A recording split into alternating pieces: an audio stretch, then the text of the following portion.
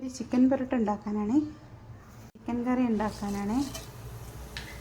വൈകിട്ട് നമുക്ക് ചപ്പാത്തിയുടെ കൂടെ ആവശ്യത്തിന് ഉപ്പും തക്കാളിയും കൂടി ഇട്ട് കൊടുക്കുക. ഉള്ളി കുറച്ച് വഴന്ന് വന്നിട്ട് ഞാൻ തക്കാളിയും കൂടി അതിനകത്തേക്ക് ഇട്ട് കൊടുക്കുക. അപ്പോൾ ഇങ്ങനെ ഒരു എന്താ പറയുക ചിക്കൻ ഞാനിതെല്ലാം കൂടി അടിച്ച് പേസ്റ്റ് ആക്കിയിട്ടാണ് വെക്കുന്നത്. ഞാൻ നമ്മുടെ ചിക്കൻ കറിക്കുള്ള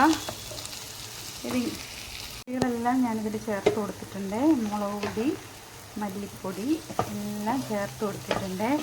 അപ്പോൾ ഇനി ഇത് നമുക്കൊന്ന് തണുക്കാൻ വെക്കണേ. തണുത്ത് വരുമ്പോഴത്തേക്ക് നമുക്കിതെല്ലാം കൂടി ഒന്ന് അടിച്ച് പേസ്റ്റ് ആക്കണേ. എന്നിട്ട് ഇത് ചിക്കൻ ഞാനൊന്ന് ഒന്ന് ചെറുതായിട്ടൊന്ന് ചിക്കൻ അടുപ്പിലിട്ട് ഇതാക്കിയെടുക്കും. വെക്കാനുള്ള ചിക്കൻ എല്ലാം ഞാൻ മസാല തയ്യാറാക്കിയ ചട്ടിയിലേക്ക് തന്നെ ഞാൻ ഈ ചിക്കൻ ഒന്നിട്ടൊന്ന് ഇതാക്കുവേ, കുറച്ചൊന്ന് മൂപ്പിച്ചെടുക്കും. എന്നിട്ടാണ് ഇത് കറി വെക്കുന്നത്. അപ്പോൾ കുറച്ച് ഒന്ന് മൂപ്പിച്ച് ചെറുതായിട്ട് അങ്ങ് ഒരുപാട് മൂപ്പിച്ചിട്ടില്ല, കുറച്ചൊന്ന് മൂപ്പിച്ചെടുത്തിട്ടാണ് ഞാൻ നമ്മുടെ ചിക്കൻ ഇങ്ങനെ പുരട്ടി വെച്ചിട്ടുണ്ടായിരുന്നു കുറച്ച് നേരം ഫ്രിഡ്ജിൽ. അപ്പം ആ പുരട്ടി വെച്ചിരിക്കുന്ന ചിക്കൻ എല്ലാം കൂടിയിട്ട് ഞാൻ ഇതിലേക്കിട്ടൊന്ന് ഇതാക്കിയെടുക്കുവാണ്. ഇതൊരു അര കിലോ മുക്കാൽ കിലോ ചിക്കൻ ഉണ്ട്. കറക്റ്റ് അളവ് എനിക്കറിഞ്ഞൂടാ, മുക്കാൽ കിലോ ഒക്കെ എന്താണെന്ന് തോന്നുന്നു. അപ്പോൾ ഇത്രയും ഞാനൊന്ന് കുറച്ചൊന്ന് വറുത്ത പോലെ ആക്കിയെടുക്കാം. ചിക്കൻ്റെ ആ ഒരു ചുവയുണ്ടല്ലോ, ആ ഒരു ഒന്ന് മാറ്റി എടുത്തിട്ട് ഞാൻ ഗ്രേവി നമ്മൾ നേരത്തെ ആക്കി വെച്ചതെല്ലാം കൂടിയിട്ട് ഗ്രേവി ആക്കി എടുത്തുകൊണ്ട് വരണം. അപ്പോൾ അതുവരെ ഇവിടെ വെന്തിട്ട് വരട്ടെ.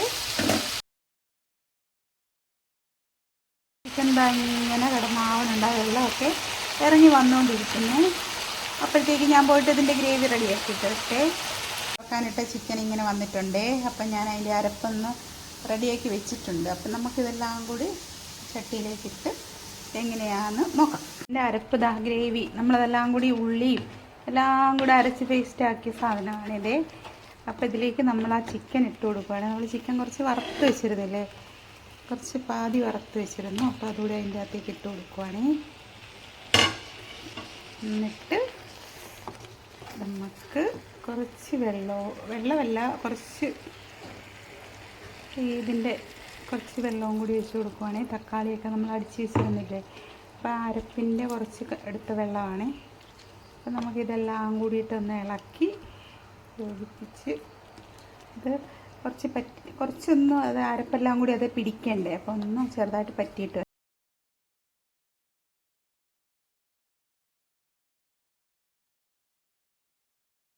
കറി ഇവിടെ റെഡി ആയിട്ടുണ്ട്. ഇതുപോലെ ആയി വന്നിട്ടുണ്ട്, കണ്ടോ.